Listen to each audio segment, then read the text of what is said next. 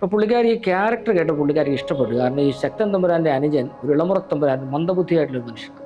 ആ മനുഷ്യനെ ശക്തൻ തമ്പുരാൻ്റെ മരണശേഷം ഭരണം ഏറ്റെടുക്കേണ്ട ഒരു സാഹചര്യം ഉണ്ടാകുമ്പോൾ അദ്ദേഹത്തിന് കഴിവില്ലാത്തതുകൊണ്ട് അദ്ദേഹം കല്യാണം കഴിക്കുന്ന ഒരു സത്യഭാമ തമ്പുരാൻ എന്ന് പറയുന്ന ഒരു പാവപ്പെട്ട ബ്രാഹ്മണ കുടുംബത്തിലെ ഒരു പെൺകുട്ടിയാണ്. ആ പെൺകുട്ടിയാണ് ഈ രാജാവിന് വേണ്ടി ഭരണം ഏറ്റെടുത്ത് നടപ്പിലാക്കുന്നത്. ഈ രാജാവ് ഡമ്മിയായിട്ട് ഇങ്ങനെ നിൽക്കുക. പക്ഷെ വളരെ പവർഫുള്ളായിട്ടുള്ള ലേഡിയാണ് ഈ സത്യഭാമ. അവരാണ് ഈ കൊച്ചി ഭരിക്കുന്നത്. അപ്പോൾ അത്രയും നല്ലൊരു ക്യാരക്ടർ കിട്ടിയപ്പോൾ പുള്ളിക്കാരി മറ്റൊന്നും നോക്കാതെ ₹1 പോലും പ്രതിഫലം വേണ്ട എന്ന് തീരുമാനിച്ച് പുള്ളിക്കാരി ലൊക്കേഷനിൽ. പക്ഷെ ലൊക്കേഷനിൽ വന്നു കഴിഞ്ഞാൽ ഫസ്റ്റ് ഡേയിൽ പുള്ളിക്കാരി ഒരു കണ്ടീഷൻ വെക്കും. കഥ ഇതുവരെ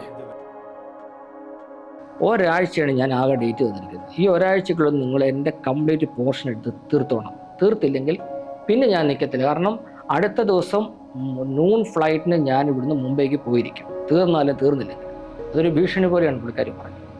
അങ്ങനെയൊക്കെ പറഞ്ഞെങ്കിലും മാഡം വളരെ ആത്മാർത്ഥമായിട്ട് ഇതിനകത്ത് സഹകരിക്കുകയും എല്ലാത്തിനും പങ്കെടുക്കുകയും എല്ലാം ചെയ്തു. അങ്ങനെ 7 ദിവസം കടന്നുപോയി. അപ്പം നമ്മൾ വളരെ ശ്രദ്ധിച്ച് സീൻസ് എടുക്കുന്നതുകൊണ്ട് ഉദ്ദേശിച്ച പോലെ പോർഷൻസ് ഒന്നും തീരുന്നില്ല. 5 മേജർ സീൻസ് ബാലൻസ് കിടക്കുകയാണ്. നാളെ ഉച്ചയ്ക്ക് പുള്ളിക്കാരിക്ക് പോകും. ഒരു കാരണവശാലും ഇത് തീരത്തില്ല. പ്രൊഡ്യൂസറും ക്യാപ്റ്റൻ രാജുവും വന്നിട്ട് പറഞ്ഞു ഇതെങ്ങനെ ശരിയാവുക, പ്രശ്നമാകും കേട്ടോ, പുള്ളിക്കാരി പോകും, എന്നാ ചെയ്യണം, നിങ്ങളിത് പ്ലാൻ ചെയ്ത് ഇങ്ങനെ ചെയ്യാൻ മതിയോ എന്നൊക്കെ പറഞ്ഞാൽ അവർ കുറ്റപ്പെടുന്ന പോലെ അല്ല, അവർക്കും ആകെപ്പാടെ ടെൻഷനായി. അപ്പം ഞാനിന്ന് ആലോചിച്ച് എന്ത് ചെയ്യാൻ പറ്റും. പുള്ളിക്കാരി പോവുകയും ചെയ്യും, നമുക്ക് തീർക്കുകയും വേണം. അങ്ങനെ നമ്മളൊരു സൊല്യൂഷൻ കണ്ടുപിടിച്ചത് ഈ 5 സീനും ഒരു പാലസിലാണ് നടക്കുന്നത്. വളരെ ഡീറ്റെയിൽ ആയിട്ടുള്ള ലെങ്തി ആയിട്ടുള്ള സീൻ. ഈ സീൻസിൽ മൂൺസൺ ക്യാമറയ്ക്ക് ഫേവറബിളായിട്ട് വരുന്ന ഷോട്ട്സ് മൊത്തം നമ്മളെടുത്തു.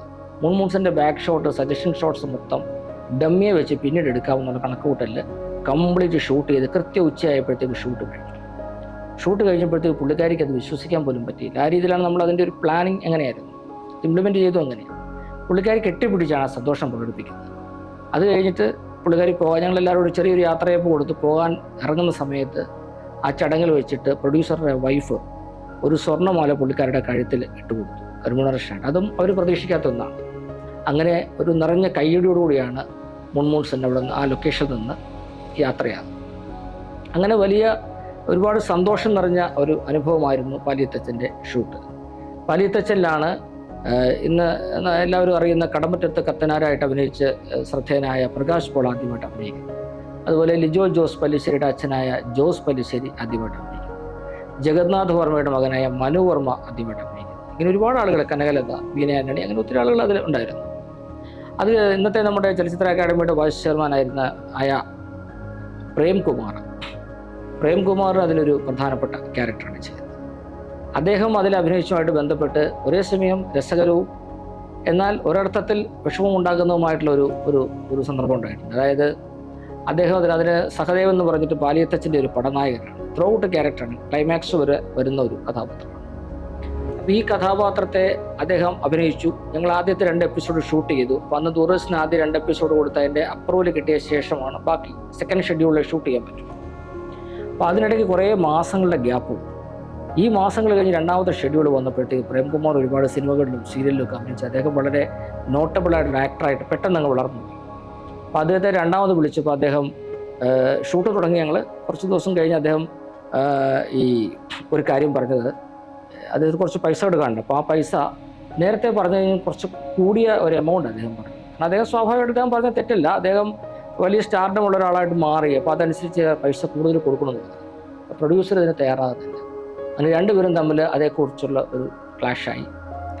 ആരും അമ്പലും ബില്ലും എടുക്കാത്ത അവസ്ഥ. പ്രൊഡ്യൂസർ അദ്ദേഹത്തിൻ്റെ വിഷമങ്ങളാണ് പറയുന്നത്. കാരണം ഇതൊരു സാധാരണ സീരിയലല്ല, വളരെ എക്സ്പെൻസീവാണ്, കൂടുതൽ പൈസ കൊടുത്താൽ ഇത് വയബിൾ ആകത്തില്ല, അതുകൊണ്ട് എന്തെങ്കിലും ഒരു പരിഹാരം ഇതിൻ്റെ ഡയറക്ടർ തന്നെ ഉണ്ടാക്കി തരണമെന്ന്.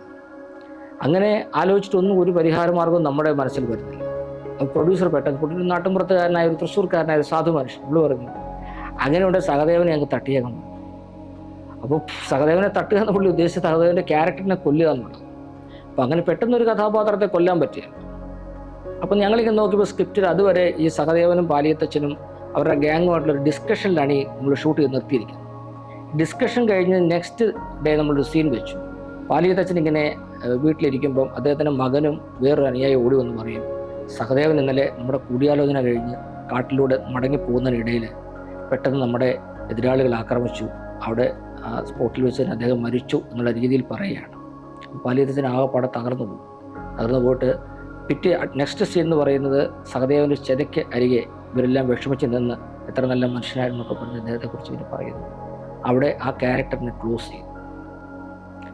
ഇതിനകത്ത് ഏറ്റവും വലിയൊരു രസകരമായ സംഭവം എന്ന് വെച്ചാൽ അവിടെ നിന്നാണ് മലയാളം ടെലിവിഷൻ പരമ്പരകളിൽ ഏതെങ്കിലും തരത്തിലൊരു ആർട്ടിസ്റ്റുമായിട്ട് അഭിപ്രായ വ്യത്യാസമോ പ്രശ്നമോ ഉണ്ടാകുമ്പോൾ അവരെ കൊന്നിട്ട് ഒന്നുകിൽ ഫോട്ടോ മാലയൊക്കെ ഇട്ട് ഫോട്ടോ തൂക്കും, അല്ലെങ്കിൽ ഏതെങ്കിലും തരത്തിലൊരു ക്യാരക്ടർ പറയും അദ്ദേഹം യാത്ര പോയി, കാശിക്ക് പോയി, അല്ലെങ്കിൽ പോയ വഴിക്ക് മരിച്ചു എന്ന് പറയും. ക്യാരക്ടറിനെ അവസാനിപ്പിക്കുന്ന ഒരു പ്രവണത ഉണ്ടാകും.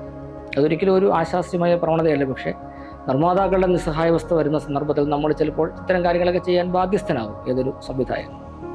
പക്ഷെ അങ്ങനെയൊക്കെ ചെയ്തെങ്കിലും പ്രേംകുമാർ വളരെ വിശാലമായിട്ട് കാര്യങ്ങളെ കാണാനും ഉൾക്കൊള്ളാനും കഴിവുള്ള ഒരു മനുഷ്യനാണ്. ഇതിൻ്റെ സാഹചര്യങ്ങൾ അദ്ദേഹത്തോട് വിശദമായിട്ട് ഞാൻ പറഞ്ഞു. ഇങ്ങനെയാണ്, പ്രൊഡ്യൂസർക്ക് അത് അഫോർഡബിൾ അല്ലാത്തതുകൊണ്ടാണ്. അദ്ദേഹം അന്നും അതിനുശേഷവും ഇന്നും വളരെ നല്ല സൗഹൃദം ഞങ്ങളുമായിട്ടൊക്കെ കീപ്പപ്പ് ചെയ്യുന്ന ഒരാളാണ്. അപ്പോൾ അങ്ങനെയും നമുക്ക് ഒരുപാട് ഈ നമ്മൾ ആർട്ടിസ്റ്റുകളെ കുറിച്ചിപ്പം സമീപകാല വിവാദങ്ങളുടെ പശ്ചാത്തലത്തിലൊക്കെ പലരും പല രീതിയിൽ പറയുന്നുണ്ടെങ്കിലും വളരെ വലിയ മനസ്സുള്ള പല ആളുകളും ഈ സിനിമ ഈ ഇൻഡസ്ട്രിയിൽ നമുക്ക് അടുത്തറിയാൻ ഈ സന്ദർഭം ഉപകരിച്ചിട്ടുണ്ട്. അതിൻ്റെ ഏറ്റവും വ്യത്യസ്തമായ വേറൊരു ഉദാഹരണമാണ് ക്യാപ്റ്റൻ രാജു. പാലിയത്തച്ഛൻ്റെ ക്ലൈമാക്സ് ഷൂട്ട് ചെയ്യുന്നത് ആതിരപ്പള്ളി വെള്ളച്ചാട്ടത്തിനടുത്ത് ഒരു വലിയൊരു കുന്നുണ്ട്, കയറ്റമുണ്ട്. ആ കുന്നിൻ്റെ മുകളിലാണ് ഈ രഥം ഇങ്ങനെ അകന്നു പോകുന്ന ഒരു ഷോട്ടാണ്. അതായത് ഈ പാലിയത്തച്ഛൻ സ്വയം കുത്തി മരിച്ച ശേഷം ആ രഥം ഇങ്ങനെ ദൂരേക്ക് പോവുകയാണ് ഒരു അസ്തമയത്തിൻ്റെ പശ്ചാത്തലത്തിൽ. അപ്പോൾ ഈ സീൻ എടുക്കാനായിട്ട് നമുക്ക് രഥമുണ്ട്, ഒരു കുതിര വേണം. അപ്പോൾ കുതിരയായിട്ട് പ്രൊഡക്ഷൻ കൺട്രോളർ കൊണ്ടുവന്ന ഒരു കണ്ടാൽ കഴുതിയാന്ന് തോന്നുന്ന ഒരു കുതിരയാണ്. അത് ഒട്ടും ജീവനില്ല, അതിങ്ങനെ ഒടിഞ്ഞു തൂങ്ങിയിരിക്കുക, വേറൊന്നും കിട്ടുന്നില്ല എന്നാണ് പുള്ളി പറയുന്നത്. നമ്മൾ ഈ കുതിര ഇതുമായിട്ടെല്ലാം കണക്ട് ചെയ്ത് സീൻ എടുക്കാൻ നോക്കി എന്ത് ചെയ്ത് ഈ സാധനം വലിക്കുന്നില്ല. അപ്പോൾ നമ്മൾ ദൂരെ നിന്ന് നോക്കുമ്പോൾ നമ്മൾ കാണുന്നത് ഒരു കാളവണ്ടി വലിഞ്ഞു പോകുന്ന ഒരു പ്രതീതിയാണ്, ഒരു ഇമ്പാക്റ്റ് ഇല്ല. അപ്പോൾ എന്ത് ചെയ്യണം, ഇനി വേറെ മാർഗ്ഗമില്ല. ഇതിൻ്റെ ആ ക്ലൈമാക്സിൻ്റെ ഒരു പഞ്ച് പോകും.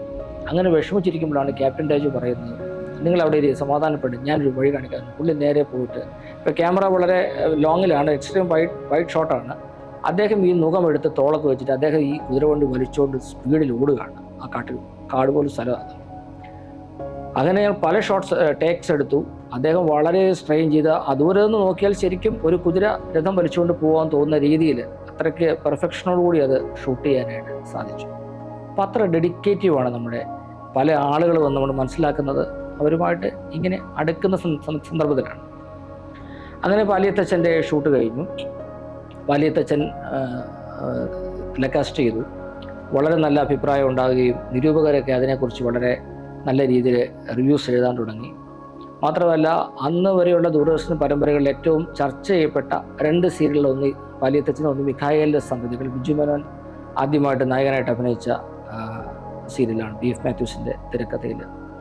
അപ്പോൾ അങ്ങനെ പാലിയത്തച്ഛൻ ആ ലെവലിലേക്കൊരു ശ്രദ്ധിക്കപ്പെടുന്ന ഒരു ഇതായിട്ട് മുന്നോട്ട് വന്നു. മാത്രമല്ല ക്യാപ്റ്റൻ രാജുവിൻ്റെ പ്രതിച്ഛായ പൂർണ്ണമായിട്ട് മാറുന്ന ഒരു സാഹചര്യം.